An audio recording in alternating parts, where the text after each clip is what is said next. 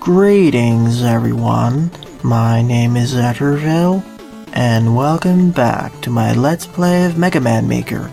During the last part, I covered 10 levels that I found on the most popular queue. So in this part, I'll be covering at least 5 or 6 levels that I found on the Mega Man Maker official subreddit. Starting out with this one, Run and Gun by Fiven, 25 plays and a score of 2. And I do remember playing through one of their levels before, on a previous Reddit submission level. Their previous stage was Summer Adventure, I believe. So let's see here. Okay, Eye Slasher and Oil Slider. I knew there was going to be secret around here. That's why I always check around the borders of screens unless there is explicitly a wall.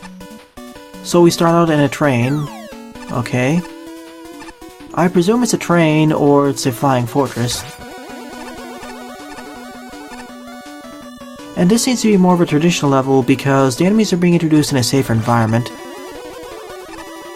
And as well as the conveyor belts and Shadow Man platforms. Even the Sniper Joes too. 1 second, there was something that glitched out a little bit. There we go. For some reason, every time I start a new level with Mega Man Maker, specifically when I just start up the engine or game, one of my buttons always freezes up a little bit, specifically my fire button. Wait a minute.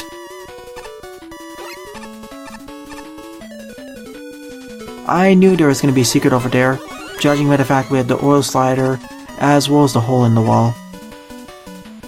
After all, you can make the jump using the double jump properties of the oil slider.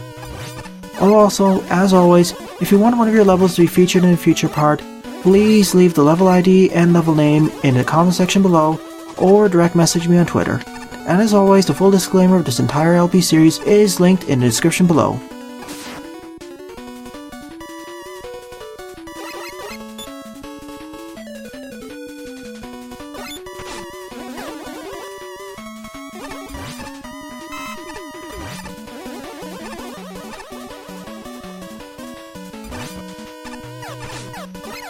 That was really close, and that was too risky of me, personally speaking. This definitely feels like a traditional level, that's for sure. And it has a whole bunch of secrets if you look carefully for gaps in the wall. It's for more attentive players, I suppose.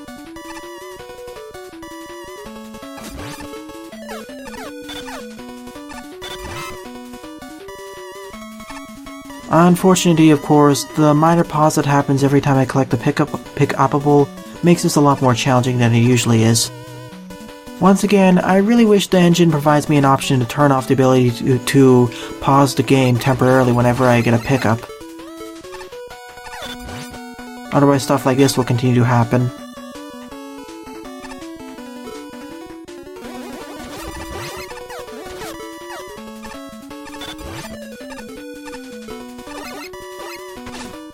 I'll take the damage boost over here because it's faster. Might as well face the Sniper Joes this way. But remember, all these challenges are doable buster only. This is a traditional level after all. And it does have a nice difficulty progression, starting off with enemies and gimmicks in a safer environment, then becoming more and more challenging afterwards. Guess I'll go left then, because I went right and nothing seems to be there.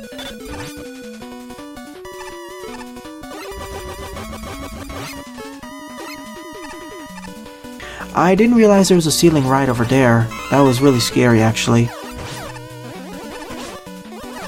Because if I wasn't careful, I would have been embedded into the spikes there. Oh well, at least I didn't fall in there. My luck is holding up for now.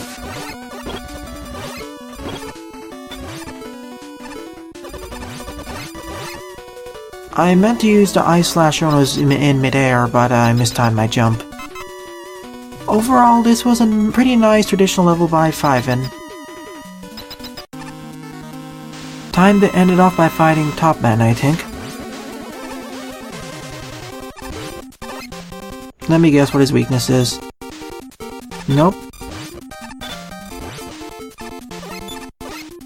He's immune against the oil slider, it seems. I would have expected his weakness to actually be the oil slider. But apparently it's the Eye Slasher because it pierces right through his spinning.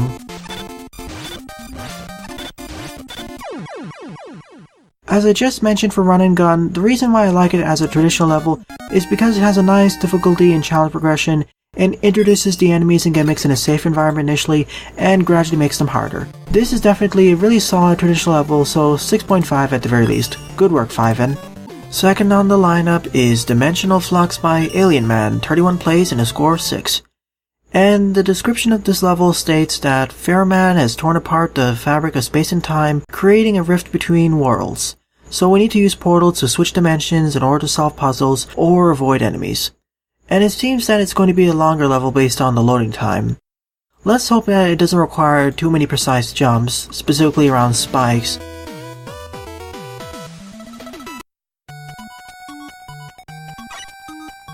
No stuttering so far. Crash Bomber, Magnet Missile, Thunder Beam, and Surf Snake. Ah, I see what they meant by switching dimensions. We have the first dimension of stone, and then we have trees and forest. So I suppose we have two different dimensions or two different levels that are in different locations. Good to know. Like here, we cannot make the jump normally, so we need to go back here, jump in the teleporter, and then we can make the jump. And then switch over to the other side so we can make our way across. That's a great way of introducing the gimmick, so major pluses for that.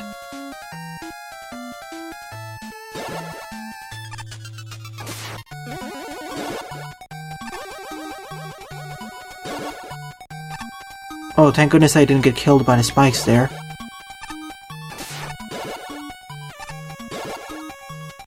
And by doing this, I can somehow warp through the junk blocks, even though they're recreated. Well, this is a neat puzzle stage, I think.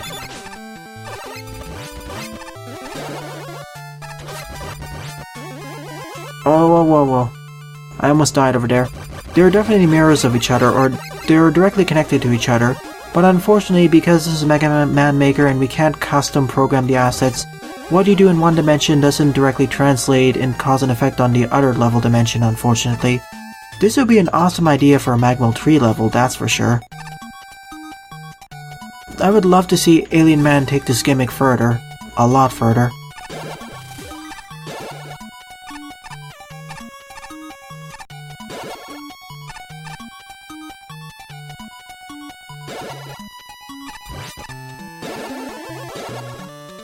And I do like how each of the aesthetics is really distinct from each other, so you do know which dimension you're in. Like, I believe this is Dimension 1, and the other dimension we went through is Dimension 2.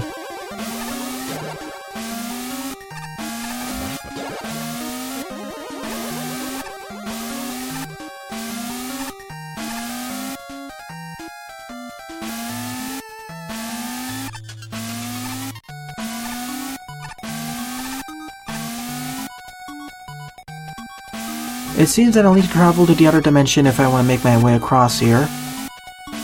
At least that's what I think. Oh, and each one of them has their own Yoku block segments. Like this one is 1 by 1, and that one is 2 by 2. That's really neat.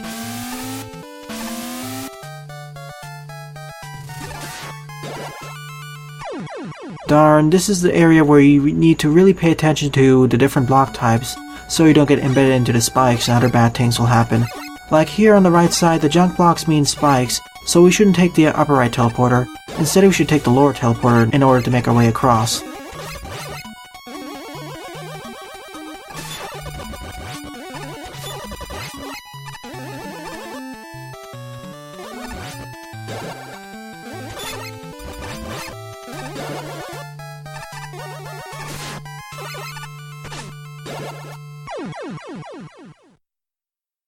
Once again, I really like the different aesthetics that we can travel through, and I died over there because I wasn't paying attention. Oh, and just like over here, I forgot there's a hole instead of there being a solid ground. Like I said, I really need to pay more attention to the level's aesthetics. After all, from this point on, there's going to be a lot more instant death. At least all of this is telegraphed, and as long as you're paying attention, you will most likely not die. But as I said, I would like there to be more of a direct connection between each of the levels, or each of the dimensions. Like, doing one thing in one world will affect the other world or other dimension, but I suppose that can be saved up for a future Magmal stage or something.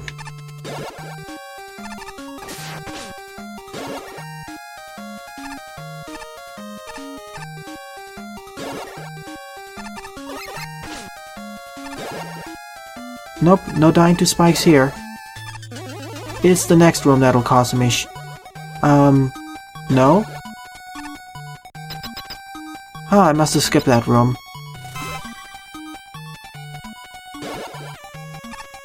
So the first area was a castle, this is a lava base.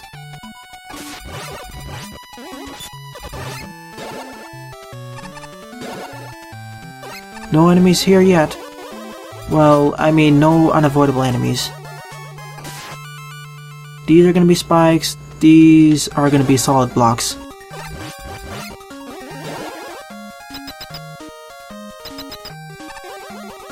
The left side is gonna turn from junk blocks to spikes, the right side is gonna turn from spikes to junk blocks.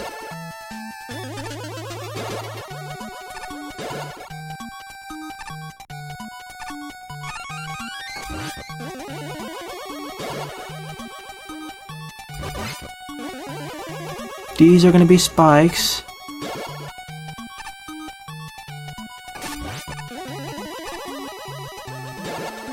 I like the interweaving between the two types of levels, or two types of challenges in the stage. We have enemy-based challenges like this one, and then we have puzzle-based segments that we saw earlier,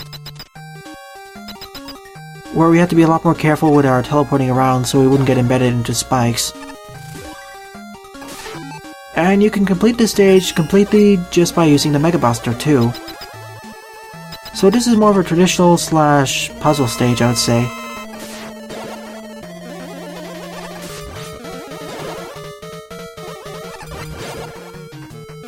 Oh, that's neat. All of the Pharaoh Men actually maintain their own health bars, or the same health bars, even though they're in different dimensions. Each of these teleporters seems to have their own dimension too, which is really neat.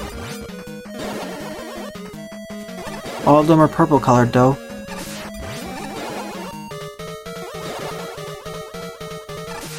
I want to go through all the dimensions and see if there's anything different.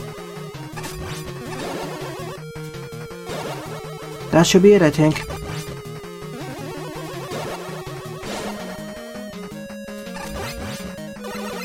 So that was the end of Dimensional Flux. Definitely my favorite level of this part. Really liked how creative the dimensional hopping gimmicks are. But as I said, I would have liked it if it was possible to make it so that if you destroy, for example, the junk blocks in one dimension, it'll destroy the spikes in the other and vice versa. But as we said, we don't have enough flexibility in the engine to do so, so that's best served for another engine like Magmal 3 or something. Still, this is a definite thumbs up. Amazing work, Alienman. This is one of those levels that'll get almost max in terms of creativity. Third on the lineup is Heavy Machinery by Yetibucca. 14 plays and a score of -1.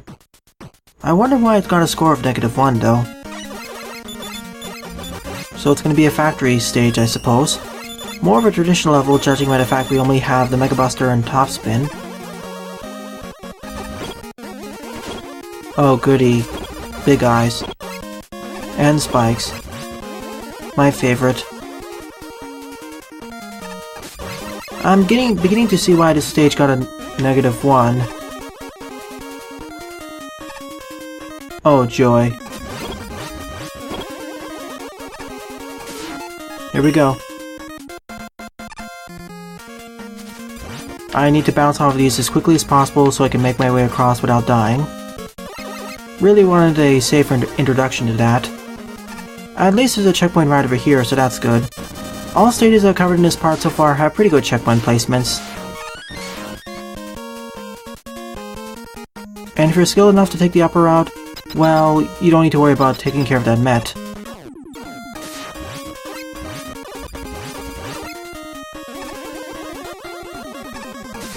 I better prime the top spin for this. I expect another segment. Well, that's not the segment I expected, but okay. This seems to be a relatively plain stage. I know this is more of a special weapon oriented stage, judging by the fact that we need to have Topspin primed and ready. But even then, this feels relatively plain, and the best part of the stage was of course the footholder segments. This is kind of on the plain oops. And you need to quickly react to some of these segments in order to make our way across, like the Topspin segments. Otherwise you will not be able to make enough lift in order to get across, or jump high enough. And we immediately fight Plant Man. But with all these tellies to make this a lot easier. But of course the telly generators are solid, so it's also a bit harder.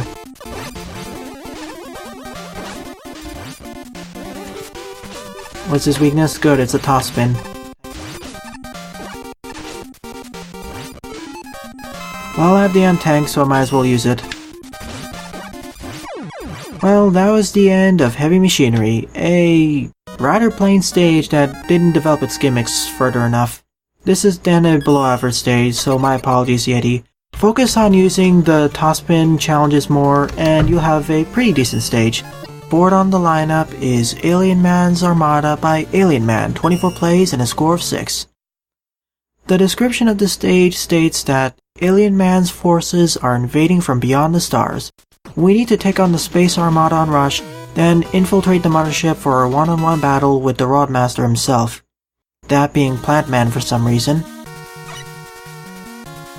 It would have made more sense if we had Starman, but okay. Thank you for all the weapon refills, just in case you run out of Russian energy. Really appreciate that. Time to invade the base. I guess these are acting more like ships of sorts. We can't destroy them though. You know, having a starry background would be really nice. We don't really need a plain black background. It's not, we don't want such a boring design.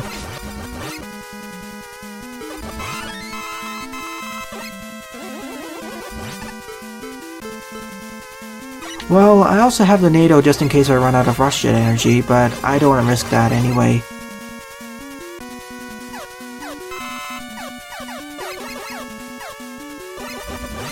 So far, it's not too bad, but as I said, I would really like a starry background instead of the plain one we have so far. We really don't need a black background because there aren't that many projectiles flying everywhere. In that case, a black background would be more appreciated. So far, so good. Now we're on the mothership itself. And we have a lot of enemy spam, I think. Definitely a lot of enemy spam, as the forces on this mothership are desperately trying to stop us. To no avail, though. Oh, whoa. That was really close, though.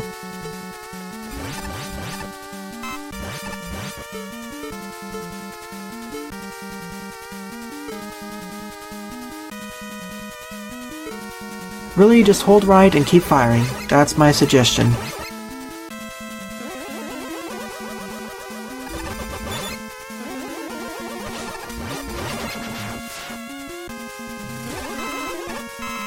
Time for the second rush jet segment, I suppose. So I guess this was the mini-boss ship or something. Or maybe this is actually the middle part of the mothership, and we're going through all the jet trails or something. This one's a lot more dangerous than the first because enemies can actually shoot back at me. Or rather, more enemies can shoot back at me. And now we're in the anals of this mothership. And now we're in the insides of this mothership.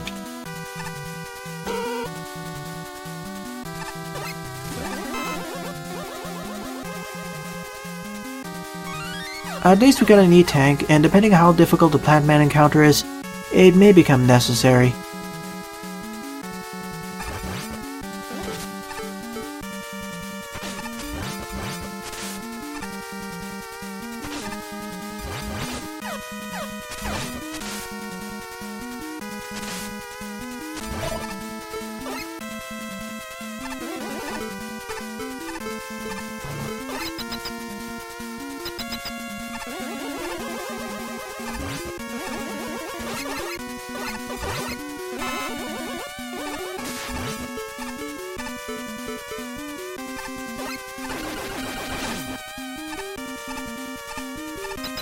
I guess this is the ship's last set of defenses, judging by the gumball machine.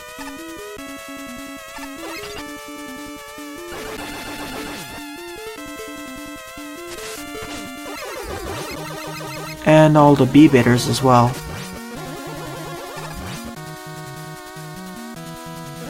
It seems that the second and last segment of this stage are a lot more enemy spammy than the other parts.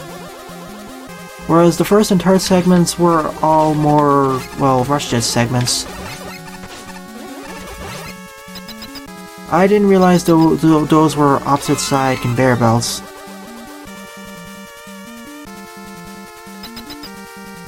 I wonder what all these A's mean.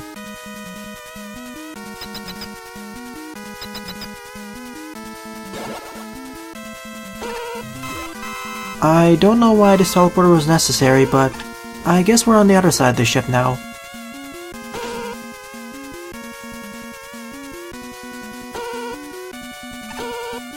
Oh, now we're going to the ship in reverse. That's neat.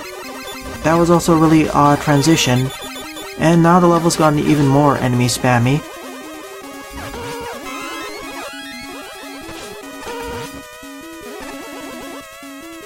Well, that's a neat way of going through the segment in reverse, on a much harder scale though.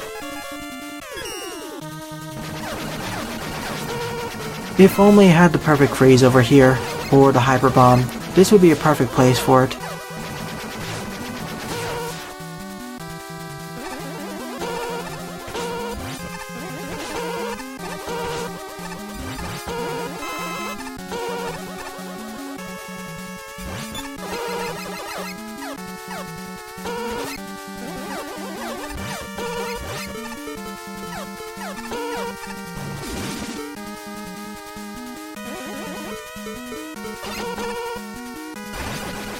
Let's see what's behind this door.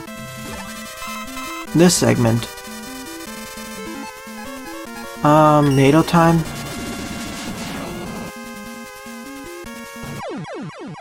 Well, whoops. Let me go right this time. That may be just an optional segment. No, it's a mandatory segment because I'm forced over here. I guess we're going through the Armada in reverse.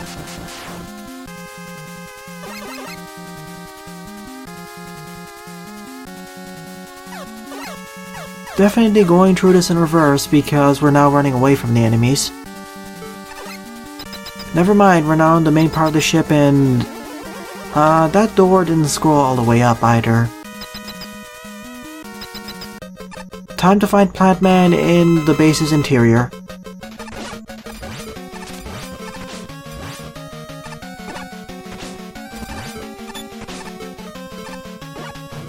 Let me guess. It's this one. Not this one, I mean, but you get the idea. Yeah, Crash Bomber.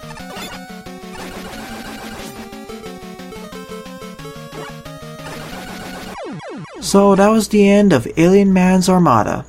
A rush jet oriented stage slash enemy spam stage. I like the rush jet segments the most, those being the first, third, and final segment. But the second and fourth segment with all the enemy spam, especially the last part of the fourth segment, I wasn't too keen on, especially on the fact that we don't have strong enough weaponry to deal with most of them. If we had the perfect freeze, the magnet missile, the dive missile, or the hyper bomb, sure, I would have enjoyed it more, but as it stands right now, it was a little bit too much on the enemy spammy side. Still, I enjoyed myself, so I will give this a thumbs up.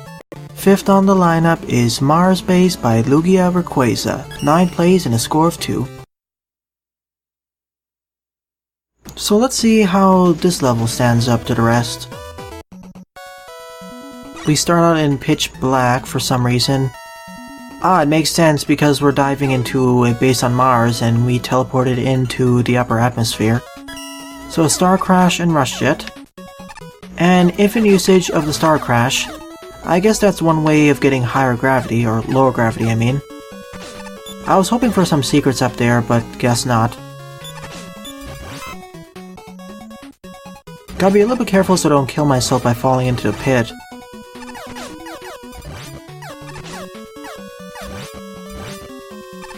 Not to mention projectile enemies are a lot more deadly.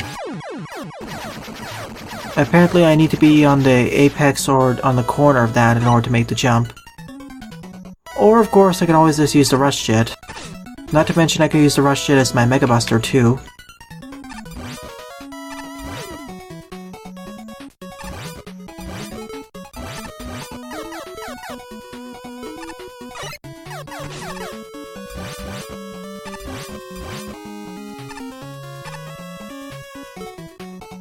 I definitely am going to be using the rush jet here so I don't die.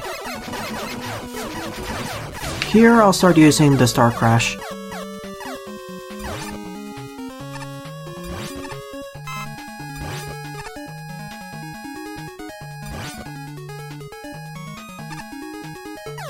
Not taking any chances over there. Especially what happened the first time.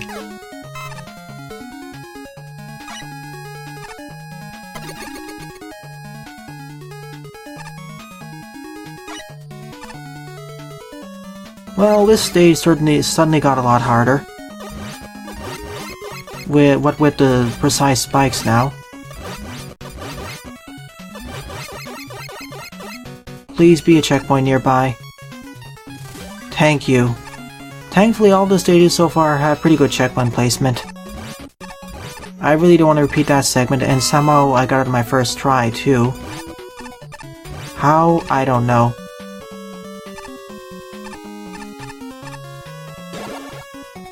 And now we're inside of the base, I think, judging by the sudden change in environment. Seriously, what's the stuff in the background that happened in Top Man stage? I still don't know what that's supposed to represent. I always thought at first it was a stadium of something. Or a greenhouse or something.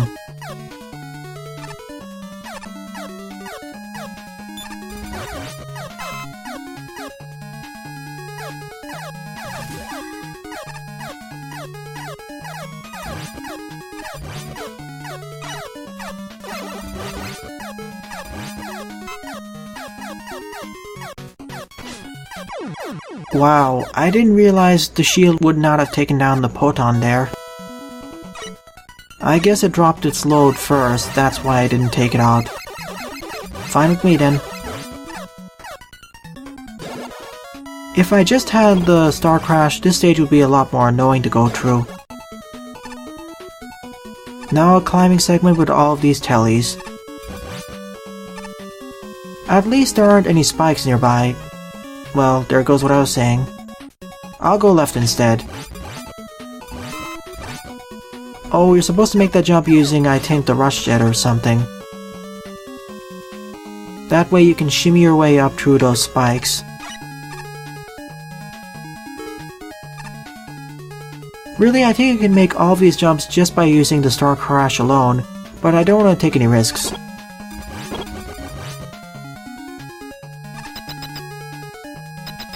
Well, this was a rather neat special weapons oriented stage. Once again, I really like Dimensional Flux the most. Also Run and Gun more too. I did like it more for its aesthetics than using the Star Crash to simulate low gravity. Oh wait. Oh, it doesn't deflect, unfortunately.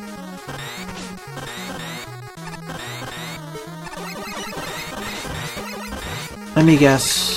His weakness is also the Star Crash. Yeah, it is. Well, this sucks. Unless I can get him stuck in a pattern like this.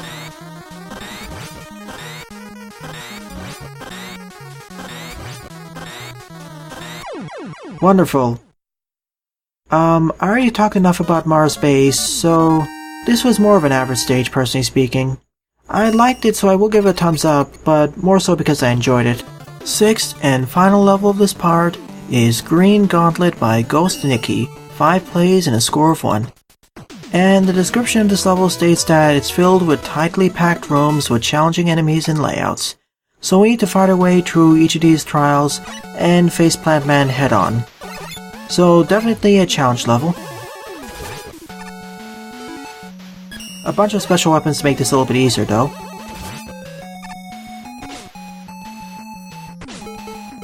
No sliding either, unfortunately. That would have made this segment a lot easier, especially with damage boosting.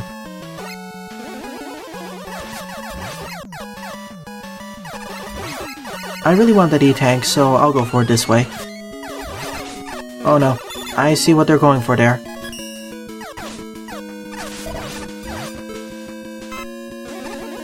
I would have made the jump over there had that outer footholder not taken me somewhere else. Still, these rooms are definitely more on the challenging side.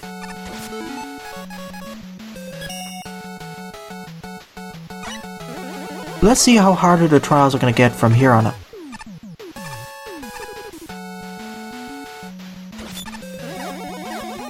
Oh, spike jumps, my favorite. Well, I can damage boost off of the tech over there. Well, not tech, I keep forgetting what their names are called. They're not screw bombers, it's the other thing.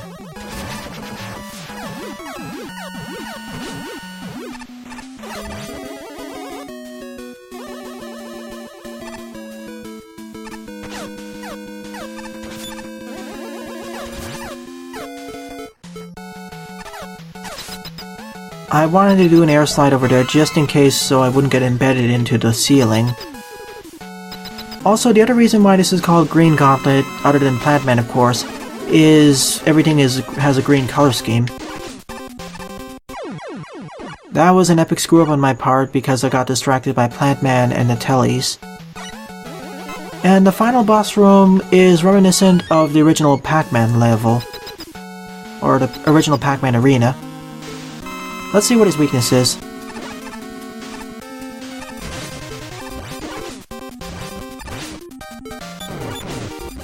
It's Firestorm, thank goodness. Almost did it, but I ended up hitting him in the wrong time earlier, so that's why I died. Now that I know what his weakness is, this should be a lot easier.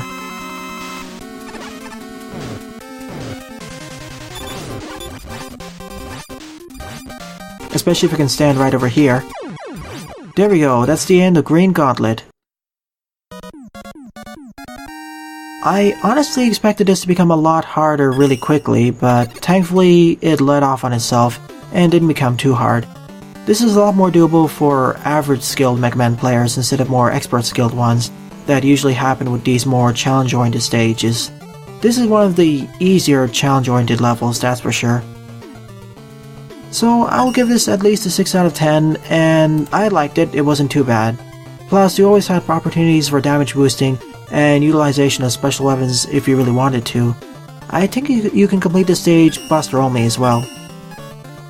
So out of the 6 levels I covered in this part, my favorite one would definitely be Dimensional Flux by Alienman.